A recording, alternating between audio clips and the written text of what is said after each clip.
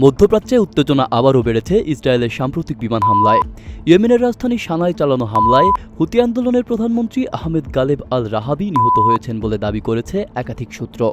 বৃহস্পতিবার ২৮ আগস্ট দক্ষিণ সানার হাদাহ এলাকায় এই হামলার ঘটনা ঘটে।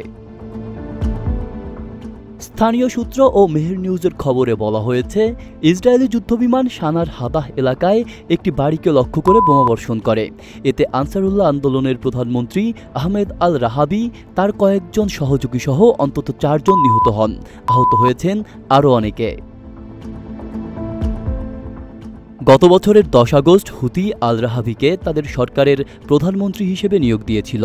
নিহতের পরিবারের ঘনিষ্ঠ সূত্র জানিয়েছে, হুতি শিগগিরই তার মৃত্যুর আনুষ্ঠানিক ঘোষণা দিতে পারে। তবে এই দাবির বিপরীতে এসেছে ভিন্ন মত।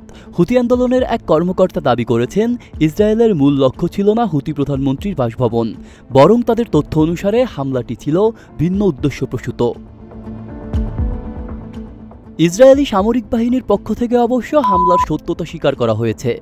ইসরায়েলি গণমাধ্যমগুলো জানিয়েছে, আনসারুল্লাহ নেতৃত্বাধীন সেনাবাহিনীর একাধিক কমান্ডারকে লক্ষ্য করেই এ অভিযান চালানো হয়। যদিও ইয়েমেনি কর্মকর্তা নসর আল দিন আমের বলেন, সেনাপ্রধান বা প্রতিরক্ষামন্ত্রী কেউই হামলার লক্ষ্য ছিলেন না। এই ঘটনাকে ঘিরে নতুন করে উত্তেজনা ছড়িয়ে পড়তে পারে গোটা মধ্যপ্রাচ্য জুড়ে।